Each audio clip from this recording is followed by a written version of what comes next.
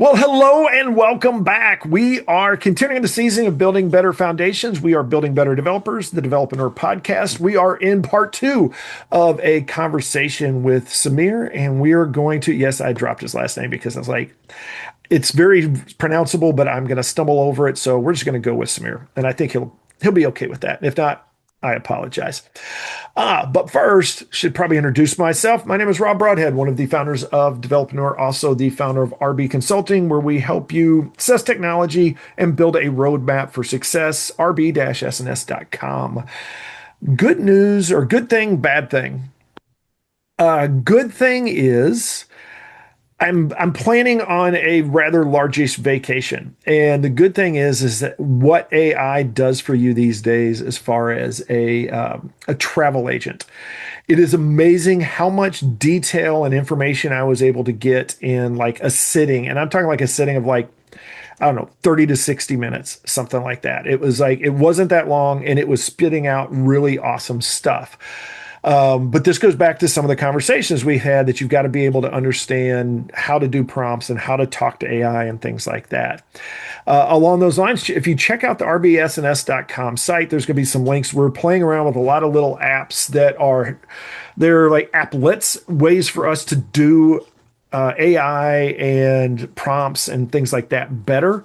And I think they're just great things. They're free. There's no cost. There's no something like that. If the ones that you have to register for, it's really just so that we can keep your data, so that you can, the stuff you put in there isn't getting mingled with everybody else's. We're not tracking anything else. So this is really just to try to help everybody do AI better because we really try to avoid like the Terminator situation where suddenly AI has taken over. We want to make sure that we all understand it good enough.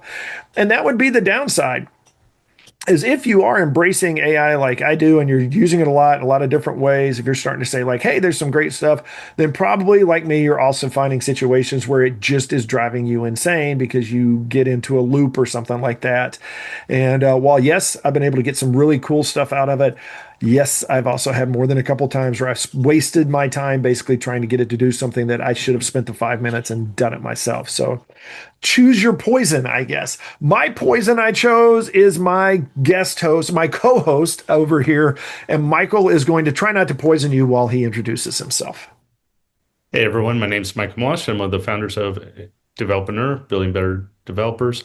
I'm also the founder of Envision QA. If your software is holding you back, it's time for a change. Envision QA builds and tests reliable custom solutions. Let's fix what's not working. Check us out at envisionqa.com. Good thing, bad things.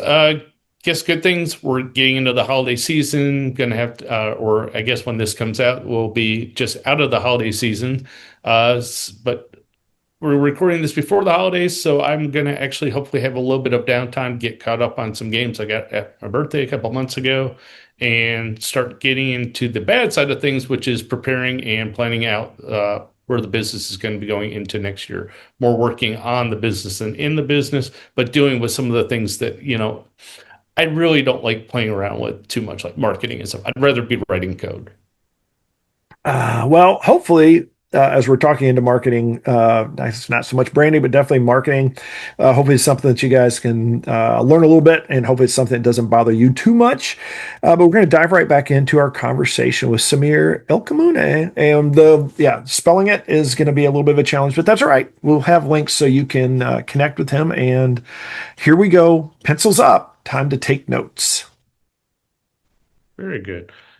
So I have a question for you. So with all of your years of experience and the different kind of hustles and companies and products you've been doing, can you give me an example of one that went very badly, that didn't work or kind of didn't exceed your expectations as to what you were trying to do? And then like, how did you handle that and how did you learn from that for your next hustle? Hmm. Good question. Who do I want to throw under the bus? Um, you know what? I think this is an interesting one. So we had this client for actually quite a while called Meal Enders.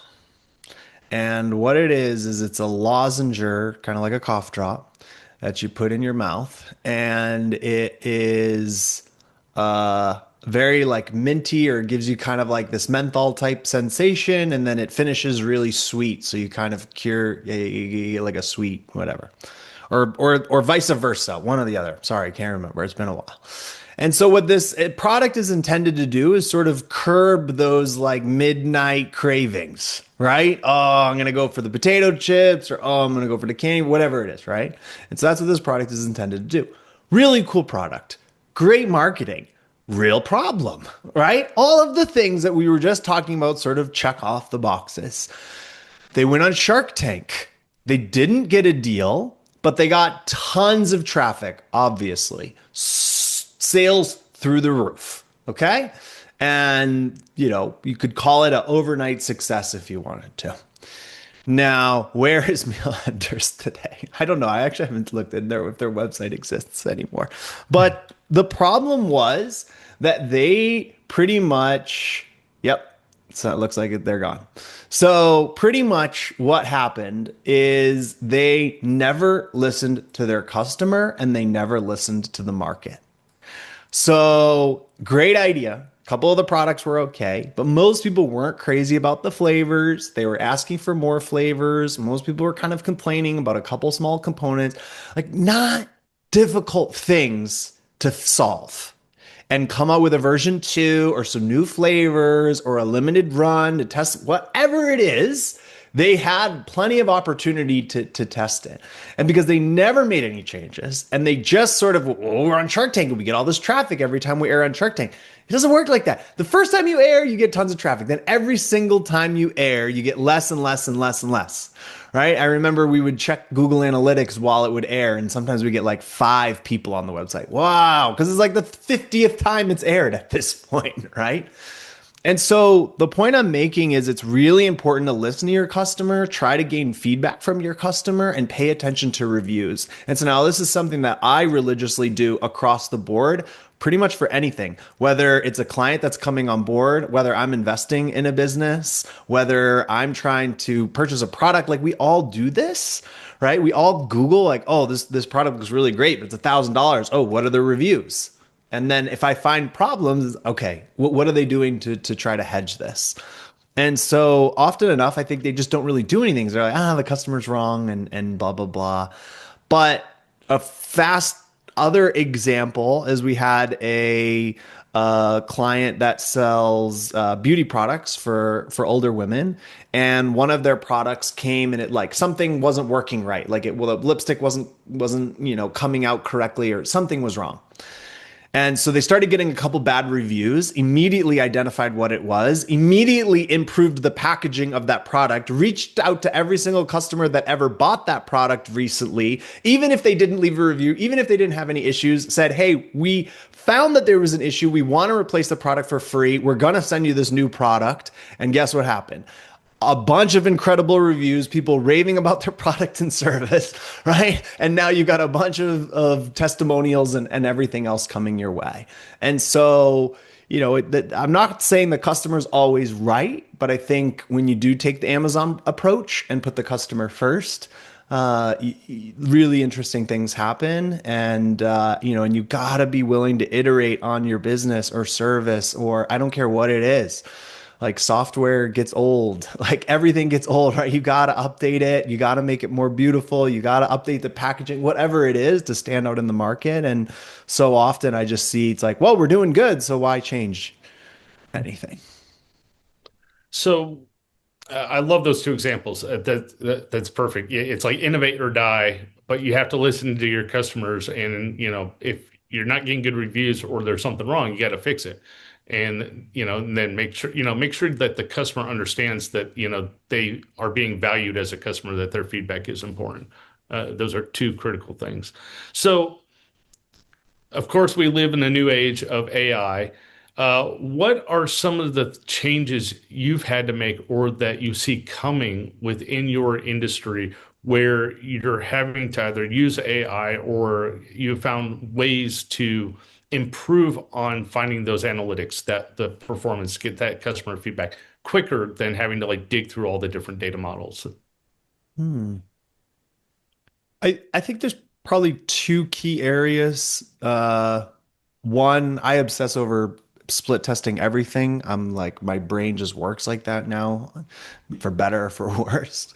So I think all of this enables us to split test just so much faster across everything. Where before, okay, maybe I had to hire a really expensive copywriter to come up with some new split tests on copy, or I had to hire a big creative team in order to come up with 20 new hooks and new video variations for each one of those hooks, or whatever it is. So I think on one hand, it allows us to just test so much faster, which I love. If you're not testing things, like, start testing things. Right, you could be making a lot more money.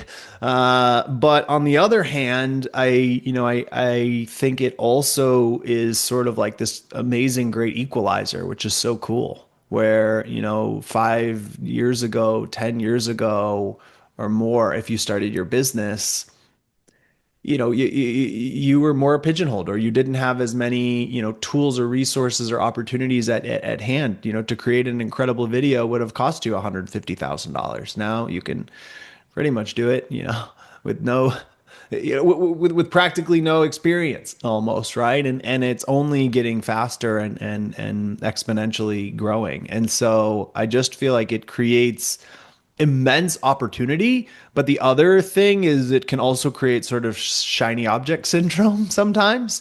And we have to be a little careful of that. And so I think that's where I'd probably encourage everyone to just make sure they are being really calculated about what they're going about testing and doing things. Like, I'm all for testing as many AI tools as possible, but I'm very clear in my methodology of doing so, of like, okay, which AI tools benefit what I'm doing on a daily basis the most. And then, okay, I can also on the weekend test these little cool random things that aren't going to benefit my life, but I just want to test it out and see how it works and what it does, right? And so, and at the end of the day, I think if you're not educating yourself on it, you're going to get left, you're already being left at the station. And so no matter what, you just got to be spending some time learning this stuff and obsessing over it and figuring out where it fits into, either your role, your department, your company, whatever it is, and just making sure that you are, being,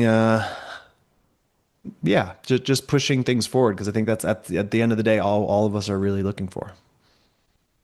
So do you have since you obsess over it, do you have a methodology or sort of a standard approach you take in your evolution of split testing, as far as like, because like you said, that's, I think, sometimes the problem is that there's so many things that you can tweak here and adjust there. Is there, if there is there sort of a method to your madness that you can take as sort of a rule of thumb? Yeah, I love data. I think we're all data guys here, right? At the end of the day, data is everything to me. So I always try to look at the data, and find where those bottlenecks are. And so I think of, I probably two very specific examples so that people can have like action steps here would be, one, just map out every step of your customer journey. Just map it out on a piece of paper, whatever it is, right? So it's like, okay, first point, maybe a friend referred them. That's one referral. And maybe there was an ad, maybe there was a cold email, maybe there was a phone call, maybe there's a LinkedIn message, whatever that front end thing is. Okay, then they came to this landing page. Okay, what do I want? What action do I want them to take here? And what percentage of people are doing it, right? So, okay, I want them to go to this web page. I want them to stay for more than a minute. I want them to go to the next page. Okay, great. 5% of people do that. Okay, great. Mark that down. Then, how many people are booking a demo or doing that next step, and just understand what the percentages are in between each one. And then where's the lowest percentage? That's the place to start, right? And then what I would do, a very easy solution is putting heat mapping on your site. Everybody's got a website at this point, or a software solution of some kind, and you can put Microsoft Clarity on. It's free. There's other tools like Hotjar and Crazy Egg, and there's other tools out there. But I always just tell people Microsoft Clarity because it's free and it's pretty darn good in comparison to the other tools out there. And then just let that put that on the website and let it sit there for a little while, a few days, a few weeks, depending how much traffic you have. And then go look at the screen recordings and look at the heat maps. you'll start to understand what's going on really quickly, because you can sort of creepily see what people are doing on the recordings on your site. Where are they scrolling past? Where are they stopping? What are they reading? Where are they clicking? And the heat maps will really showcase where they're clicking and where they're not going. So that teeny little section at the bottom of the website that you've been split testing like 100 times and you're like, nothing's happening, but no one scrolls that far down. Okay, split testing that probably doesn't make any difference whatsoever. But that second section that all of a sudden everyone's been looking at because it's below the video, it has the call to action button, and everyone is clicking on that, and it's the high, the biggest concentration of clicks. Okay, maybe we split test a different call to action or a different title above it or something, and see if that has any kind of positive, impact. And again, use data to do it. There's like A/B split testing tools and different things that you could do, so you could see statistically if that is a winning sort of observation or not. Those are usually some of the easiest things to do. You could certainly get a lot more advanced with it, with user testing and lots of other really intricate things. But that's definitely like you probably hire an agency to do that, because they could probably do it more efficiently and faster and reporting better and all those kinds of things. And I think that's just the size you're at, right? If you're a really big company and you're doing 7-8 figures, probably reach out to really good agencies, do your due diligence, ask lots of questions, try to make sure that they'll kind of educate you along the way, instead of like, oh, trust us.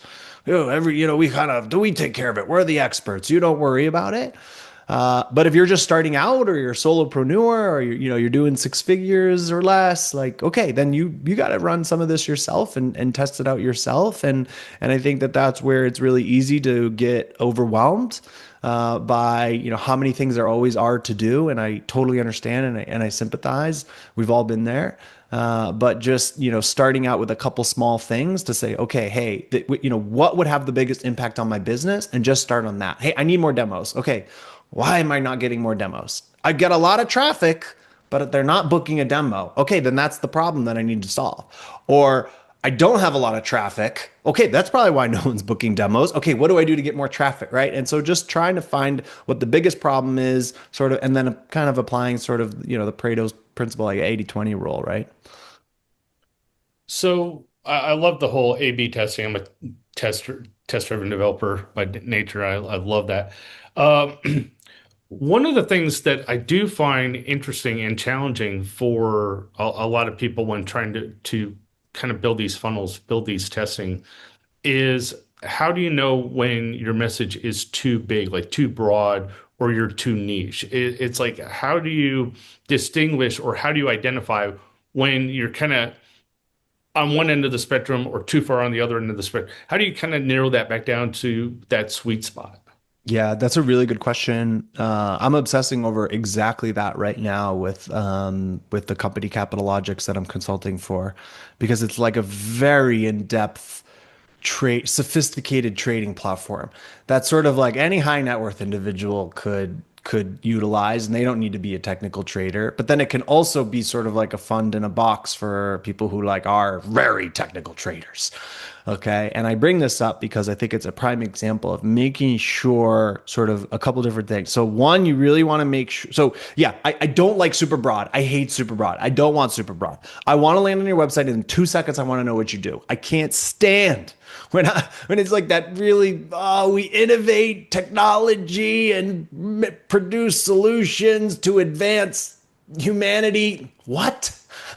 Right? Like, okay, no, right? If I got to go spend another 5 minutes on your website to figure out what you do, there's a massive problem. Now, so I like to be as specific as possible. Now, if I start talking about how I hedge strategy, hedge risk with advanced strategies for alpha generation, and now you're like, what?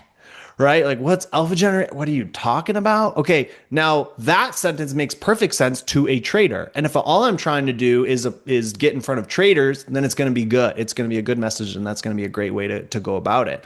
But if I can also get in front of other people who aren't traders, and then that gets a little too technical, then maybe I can like bubble it up a little bit more, just like one layer up to just be a little bit not broad, but maybe a little bit more generic.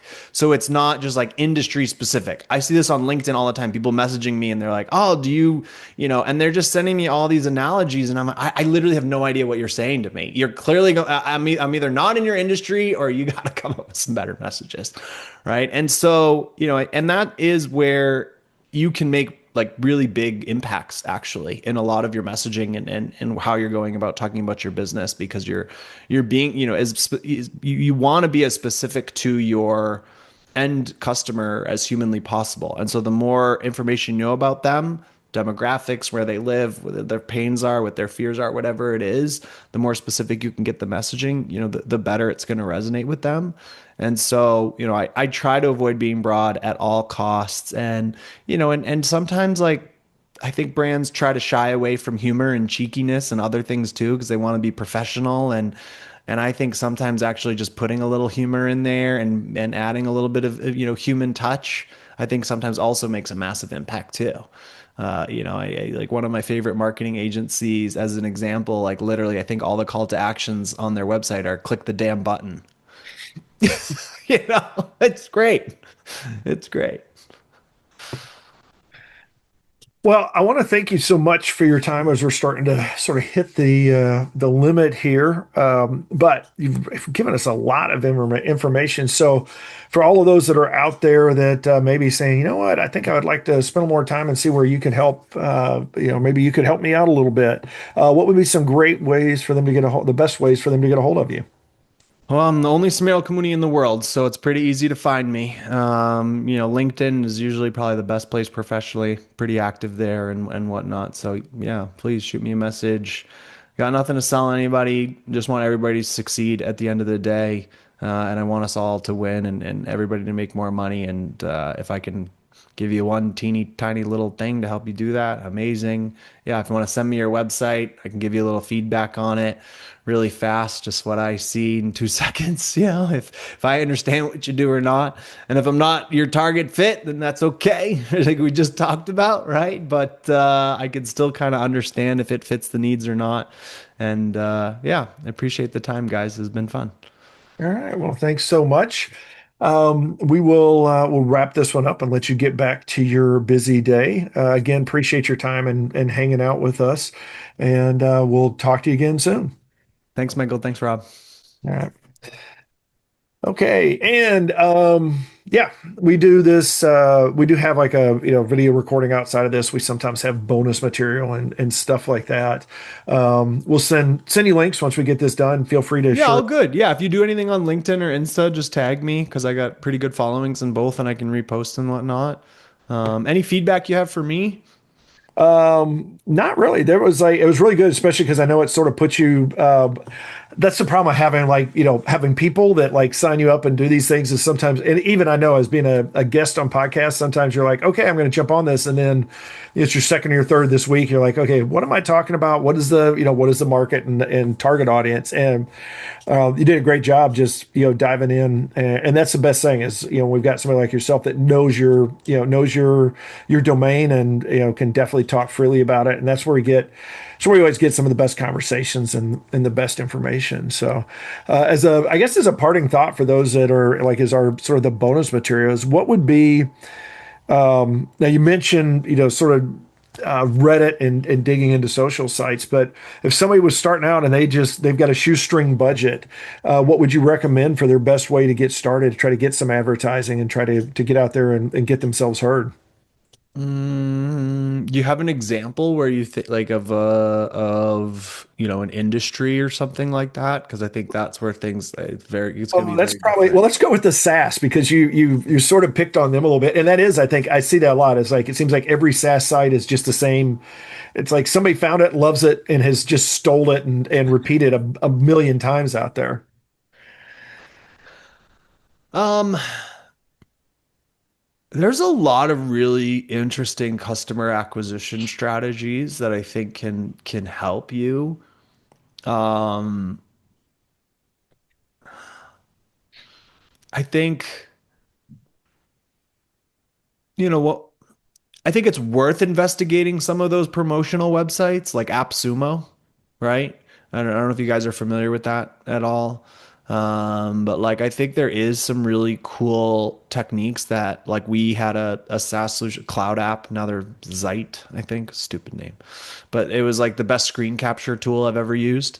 And it's like a freemium. It's already freemium, right? So like okay, they're just getting all these free users, and then we put them on AppSumo. We got thousands and thousands and thousands of people to pay them like I don't know what it was, $50 or $100 or whatever it was. It was a nice like cash infusion into the business, and then we gave we made sure they had like two sales reps to actually just look at which were company emails that signed up. Look at the companies, look at the size of the company, easy to do in a CRM, even to have it be pretty automated, and then just direct outreach to those companies to be like, hey, we know that there are employees using our software. What if you bought it for other employees? It could, help the bottom line, blah, blah, blah, whatever. Right. So they had like we set up a clear path to sort of like, okay, how to leverage that opportunity, but it didn't, but it's just like a model where you get a chunk of it's interesting, right? It's an interesting kind of customer acquisition strategy. It's not the long-term play. It's not it's not the thing that you do.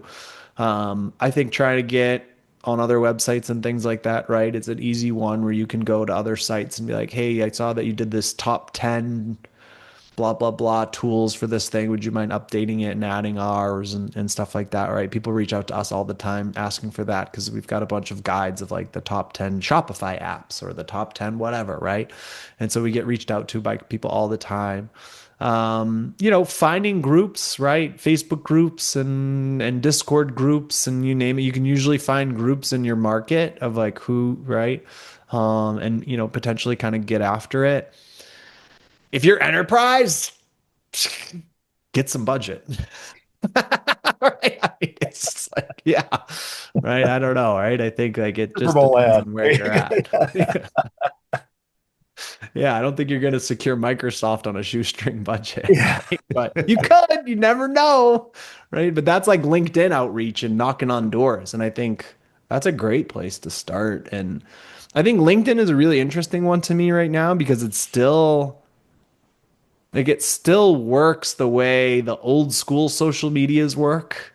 I don't know. How do you guys feel about this? I just found that now they said 60% of the internet is bots. So now we've actually like crossed the threshold now, right? They're calling it's the dead internet now. I don't know. What do you guys think of I that? agree. I like LinkedIn's a really challenging one for me because there's a lot of like, if you look recent history, it seems to be really good, but then it also seems like so many people have jumped on it that there is a lot of, I know on LinkedIn, I get a lot of stuff that is bots and automation. It'll be interesting because they've specifically come out and said that they are doing what they can to stop advertising and things like that are AI generated and bots. They're trying to actively reduce those, remove those, suspend.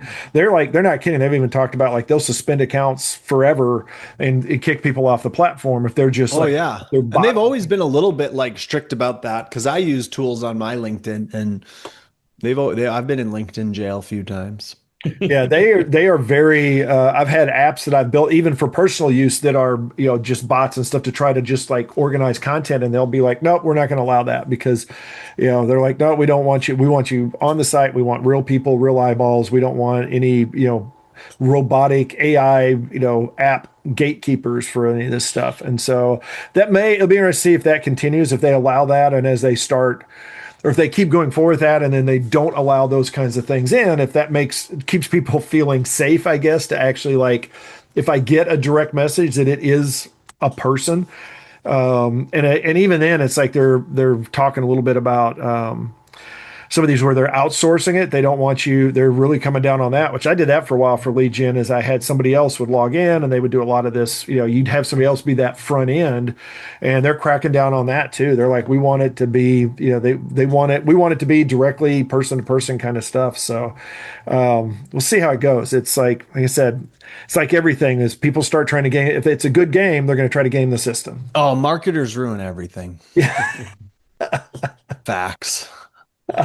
Max, But they're I also try to the be a key to good I everything. try to, be a good marketer, but they ruin everything. But you didn't hear about that product unless somebody was marketing it properly. So there's like that's the the ends of the coin there. It's true. It's very true. So, Yeah. all right. Well, thank you so much for your time. I told you we'd take up about an hour, and we have taken up roughly an hour, maybe now a little bit more.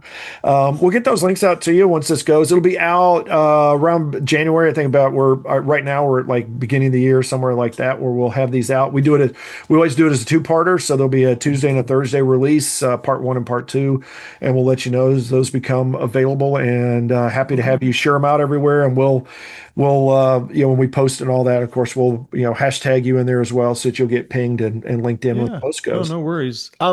I'm curious, Michael, who's your ideal customer profile look like? Is there like a certain size or for Envision?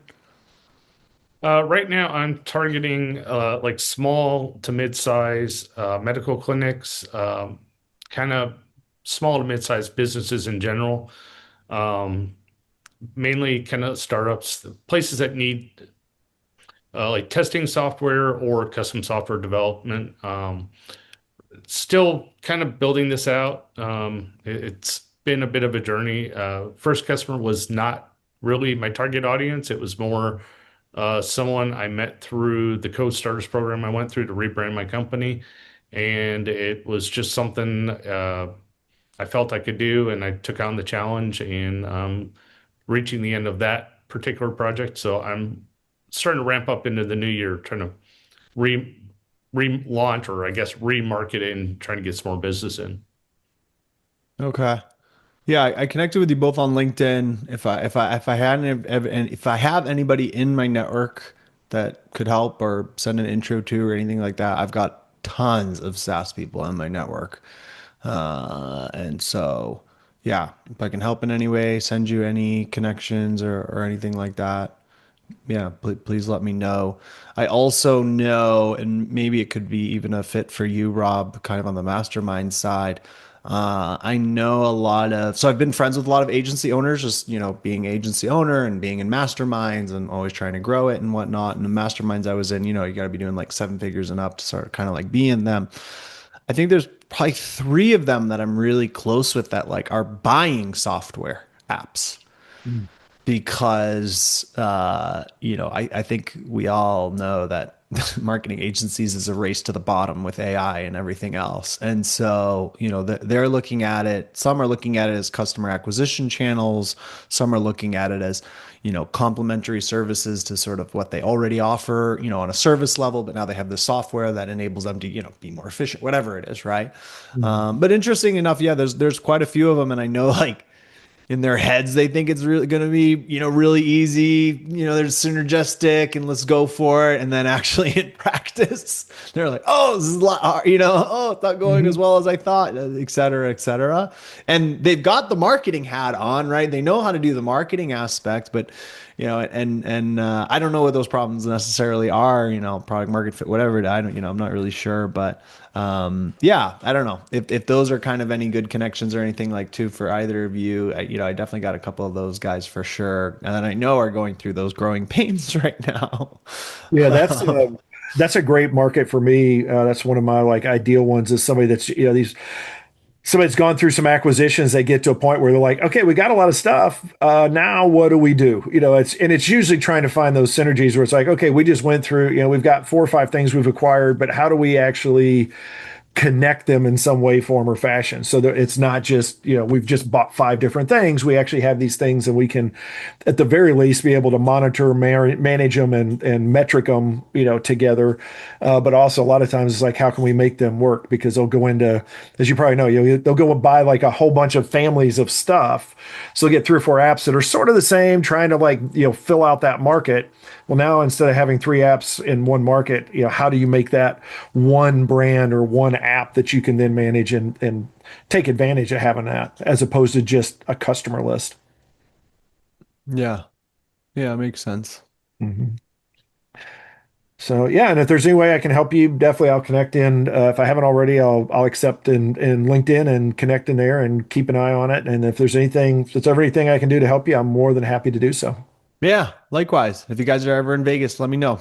Oh, definitely. I just missed you, but just while I was there, I was in the art district, and there's a place called Tap and Ash. If you're at all into cigars and drinking and just having a really good social club, it's a really cool place. It's right there. It's right. There's a wine bar right next door to it, and I can't remember what else was right there, but it's not. It's like you can see the. Yeah, it's like it's right on the edge of it. I'm trying to think of what else was right there, but Oh, it cool looks like area. nice tap room, stuff like that too. Yeah, oh yeah, nice vibe on the inside. hmm Really Yeah. cool. Really got to meet the owner and his wife. Really, really great people, and they're Las Vegas natives too. So they've got some them and the people. A lot of people there have got some pretty cool Vegas stories. No, this is great. I just moved here last year, so I'm still drinking from the fire hose Yeah, and I I feel totally like a get lot of that. people do ask me like I've lived here my whole life for certain things and I'm like, I don't know. But a lot of people ask me for a good cigar lounge and I'm like, "Oh, I know a really good one where I live, but that's Yeah, like 15 minutes from the strip." So this is great. No, this is perfect. Thank you for this. not a problem. I'm happy to help. Like I said, happy to help anybody out where I can. So, Yeah. all right, Appreciate you guys. take Yeah, care. thanks Have again. a good one. Have a good rest of your day. You too. Cheers. Bye bye. Have a great Thanksgiving. Oh, you too. You too.